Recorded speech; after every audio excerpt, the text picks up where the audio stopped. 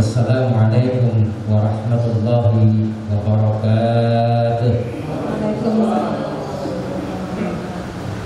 Hamdan wa syukran lillah, salatan wa salaman daimain ala Rasulillah Sayyidina Muhammad ibn Abdillah, amma ba'da.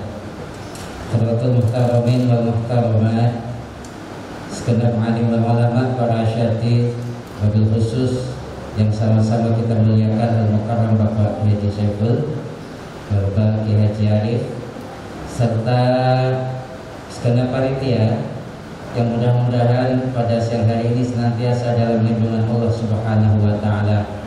Hadirin wal hadirat jamaah secara sehat,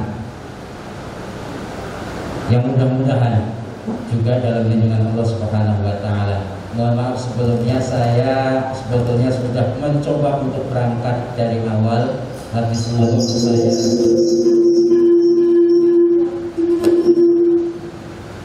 habis zuhur saya berangkat saja.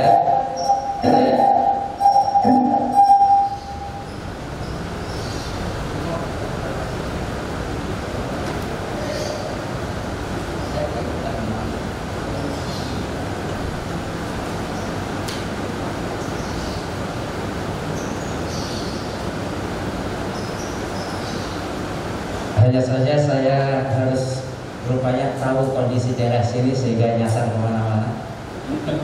Dan baru nyampe setelah tanya ke depan mana Masjid Al-Istihad. Oh itu Ustaz, oh, alhamdulillah.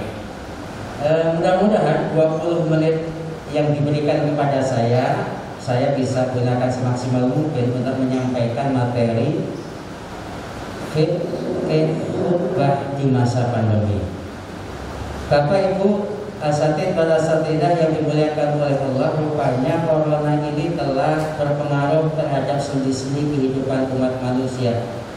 Bukan hanya persoalan ekonomi, bukan hanya persoalan politik, tetapi juga masalah keagamaan.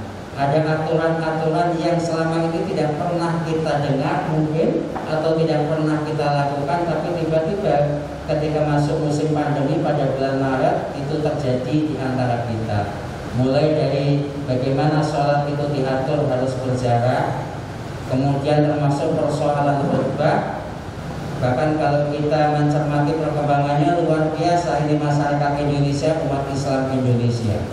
Umat Islam Indonesia hadirin wal hadirat, termasuk kalau saya pikir-pikir, kalau saya cermati itu termasuk bangsa yang cukup kritis. Nggak tahu bedanya kritis dengan ngeyel. Kritis dengan ngeyel. Sebab apa? Sebab kalau kita bandingkan dengan negara-negara Muslim di dunia, mereka lebih condong mudah untuk diatur dibandingkan dengan kita. Terkecuali memang belahan negara yang ada di Islam, yang ada di kawasan Afrika, ada pro dan kontra. Termasuk di sana ada yang mungkin juga itu penggemarnya ada di Indonesia. Ya, ada muridnya Al-Albani itu yang sampai mengkafir-kafirkan pemerintah Tunis gara-gara persoalan sholat itu ada jaraknya. Dikatakan apa dalil sholat itu berjarak? Kan namanya sawu subuh vakum pakin atas subuhi. Ada dikatakan mintama misolah, ada yang menyebutkan min husnis sholat. Dikatakan karena dasar itu rupanya dia karena tekstualis, maka dikatakan kalau nggak rapat berarti sholatnya nggak sah. Dia tidak pernah membaca tafsiran. Ya. Nailul Autar misalnya ketika menyimak tentang persoalan hadis ini, bahwa ternyata kalaupun ada orang yang sholat tidak rata, bukan berarti kemudian dia diperintahkan untuk i'adatus sholat. Kalau batal kan berarti yang ada itu sholat. Tapi nyatanya dalam sejarah Islam tidak ada perintah bahwa ketika ada orang ini barisan full jamaah tinggal bisa satu di belakang, kalau menggunakan ini kan berarti seolah-olah batal sholatnya. Kalau batal berarti ada itu sholat, tapi nyatanya nggak ada perintah yang ada itu sholat. Maka dalam hal ini yang digunakan adalah dalil ma la yudraku belum, la yudraku belum. Kalau semuanya nggak bisa dicapai, ya jangan ditinggal semuanya. Kalau kita ini dalam mendirikan jamaah, memang itu husnis sholat atau mintamal sholat, tapi karena susah dalam masa pandemi, dikhawatirkan ada macam-macam, ada orang yang geli kalau berdiri di samping orang, maka dalam hal ini kemudian bukan berarti nggak jamaah, tapi tetap jamaah, tetapi berjarak. Ini yang diambil kesepakatan, saya katakan ini cuma sumuri lah orang-orang Ahlussunnah wal Jamaah, kecuali mereka yang golongannya Salafi Wahabi, yang ini ditulis ya, termasuk khutbah. Bapak Ibu yang saya hormati, bisa dipisahkan Bapak ya. Slide nomor 2 bisa tidak? Nggak kelihatan ke sana ya. Nomor 3, ini saya sampaikan, saya paparkan berdasarkan data-data yang saya terima. Ini Aljazair, Oman, Maroko, dan Irak. Ini ada edaran Pak ya, edaran dan ditaati oleh rakyat setempat, oleh umat setempat.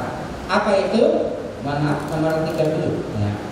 Yaitu menyerukan dan menyeragamkan tema khutbah tentang pentingnya menjaga kesehatan dan lingkungan selama pandemi.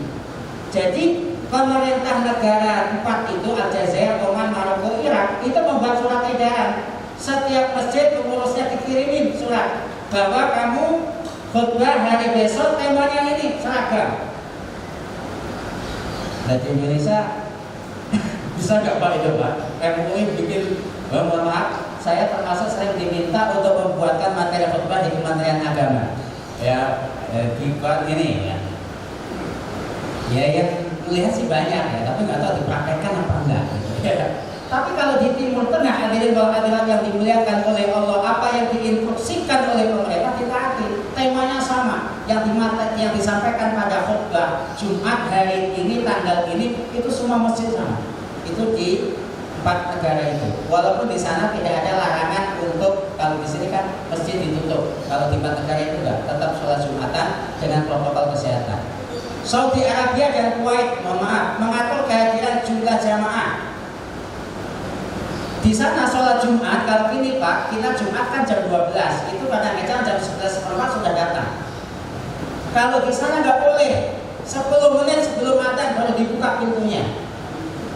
Kalau di sini kira-kira begitu gimana Ustaz?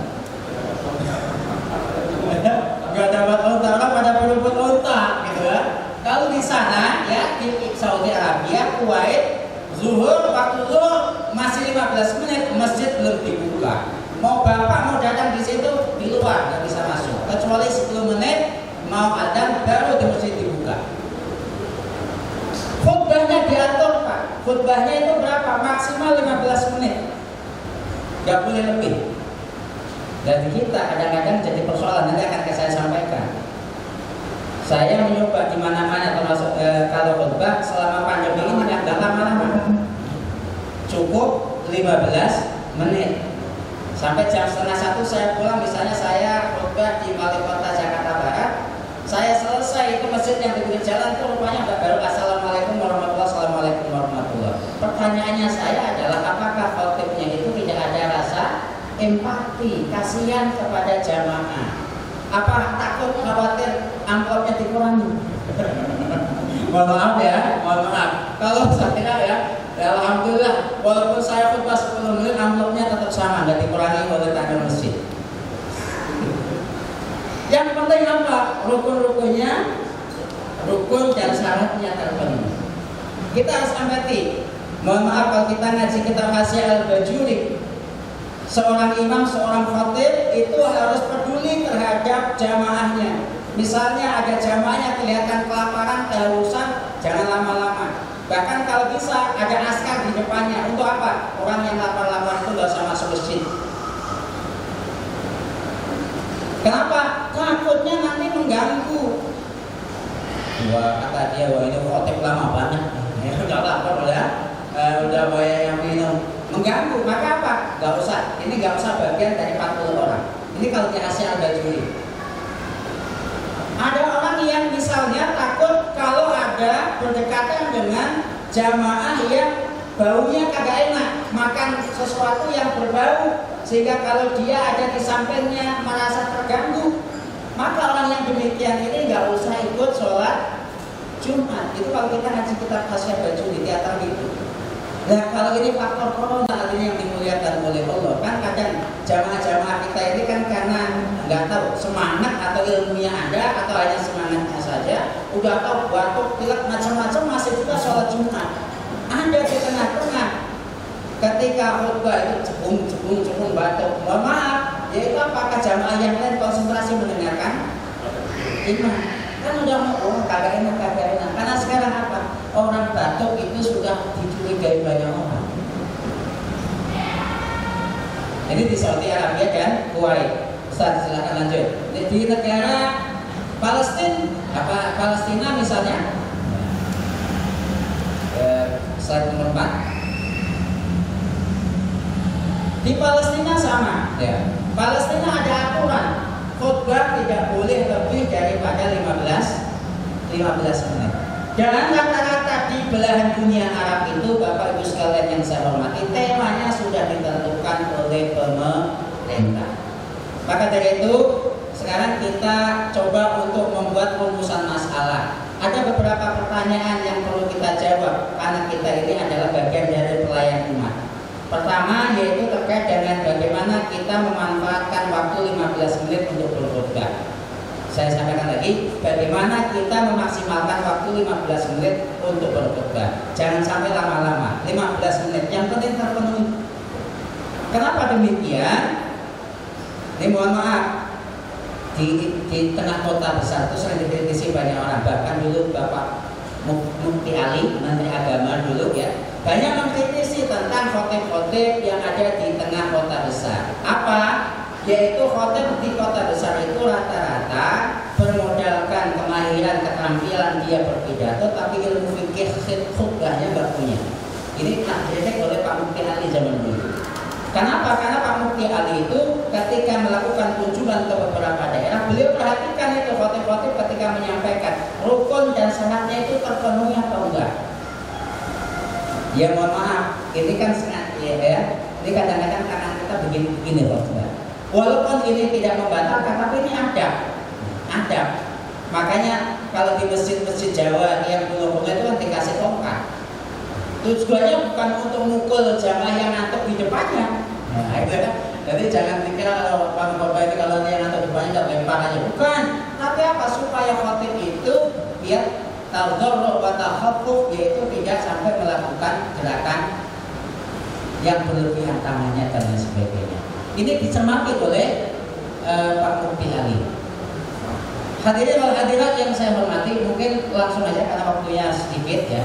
Ini sebetulnya ada 15 slide. Kita ulas ya bagaimana memanfaatkan 15 menit. Saya akan menyampaikan perspektif madhab saya, hadirin.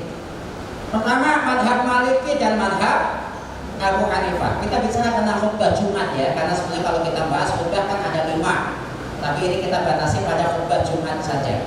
Menurut madhab Maliki dan madhab Hanafi, yang namanya khutbah, rukun khutbah, syarat khutbah itu yang terpenting adalah zikrullah. Jadi kalau pengikut madhab Abu Hanifah, pengikut Malikiyah dikasih waktu khutbah 15 menit, nggak jadi soal. Kenapa? Masih bisa banyak. Khutbahnya cukup. Alhamdulillah, wassalatu wassalamu ala rasulillah, sallallahu alaihi wasallam. Barakallahu li wa lakum bil Qur'anil azim. Imam Malik, Abu Hanifah sah. Kenapa? Karena yang kebiasaan kita mulai dari alhamdulillah. Karena kalau kita kan madhab Syafi'i rukunnya ada 5. Masih ingat Bapak ya? Madhab Syafi'i rukun khutbah ada 5. Yang pertama apa? As-sana wa tahmid, yaitu membaca hamdalah. Yang kedua, as-salatu ala nabi, yaitu membaca sholawat kepada junjungan Nabi kita Muhammad sallallahu alaihi wasallam. Yang ketiga, tausiatul taqwa, yaitu berwasiat takwa. Yang keempat, qiraatu ayatil Quran, membaca satu ayat Al-Quran sah. Yang ketiga adalah ad-du'a lil muslimin wal muslimat fi khutbah tsaniyah, yaitu membaca doa bagi umat Islam yang dibacakan pada khutbah kedua. Itu madhab Syafi'i rukun. Tapi kalau madhab Maliki, madhab Abu Hanifah bukan rukun, itu sunnah. Kalau menurut Imam Malik mandubah, gak rukun.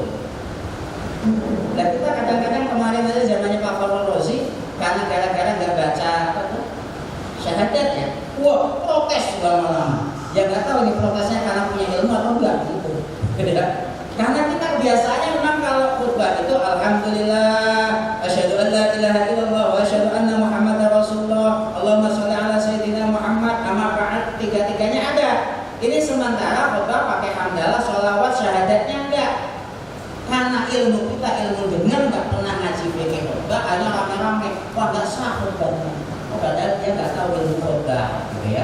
Padahal syahadat itu tidak termasuk rukun khutbah.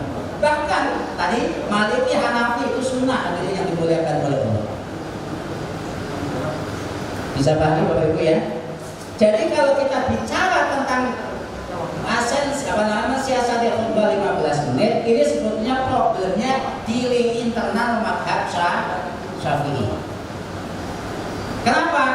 Tadi ya, karena lima-limanya itu harus terpenuhi. Ya, lima-limanya apalagi kemudian MUI pengennya ada sosialisasi kaitan dengan vaksinasi dan lain sebagainya. Artinya selain 5 ini berarti kita juga ikut mensosialisasikan persoalan vaksinasi. Boleh nggak? Boleh.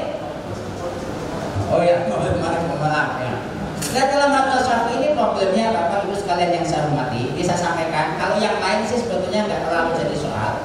Karena dalam mazhab Syafi'i pertama itu harus bisa menghadirkan 39 orang plus 1 imam. Ya, itu kalau dalam mazhab Syafi'i. Nah, kalau kemudian di model seperti Saudi Arabia 10 menit sebelum adzan pintu nggak boleh dibuka, takutnya nanti yang sholat Jumat cuma 20 orang. Sah nggak? Kalau mazhab Syafi'i tidak sah. Tapi kalau mazhab yang lain sah. Kenapa? Karena kalau menurut pandangan mazhab Abu Hanifah 3 orang saja udah sah. Makanya nanti kaitannya dengan bagaimana khutbah virtual, ya Pak ya, khutbah virtual sah apa enggak? Kalau dari sisi jumlah memang tidak jadi soal, tetapi ini yang menjadi soal. Dalam mazhab selain Syafi'i yang namanya al-insat, yaitu menyimak, mendengarkan. Kalau mazhab Syafi'i hukumnya apa Bapak dan Ibu? Jamaah mendengarkan khutbah itu hukumnya apa? Sunnah. Yang wajib itu selain mazhab Syafi'i. Mazhab Syafi'i itu sunnah. Dan sunnah kita kadang-kadang yang mohon maaf itu ilmu teman-teman kan. Ruwiya an Abi Hurairah radhiyallahu anhu qol gitu ya. Itu padahal enggak benar itu. Apa betul itu hadis riwayat Abu Hurairah? Mohon maaf ya. Nanti yang ahli hadis coba diteliti Pak.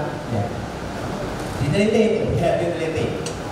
Maka yang betul itu pandangan Imam Syafi'i bahwa tidak ada perintah angsitu wasma'u yang itu menjadikan hukum wajib, tapi sunnah, kecuali selain mazhab Syafi'i. Nah ini yang jadi problem tadi.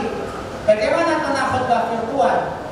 Dari sisi jumlah jamaah Maliki Hanafi memungkinkan, tetapi kalau ada kewajiban wajib menyimak, pertanyaannya kira-kira yang di rumah menyimak khutbah itu mendengarkan atau enggak? Jangan-jangan yang lainnya, berarti nggak sah juga. Nah ini bagian pendekatan yang perlu kita cermati. Habis. Ya nanti kita perpanjang lah dalam sesi diskusi. Mohon maaf ya. Kurang lebihnya mohon dibuatkan pintu maaf. Billahi taufiq wal hidayah. Assalamualaikum warahmatullahi wabarakatuh.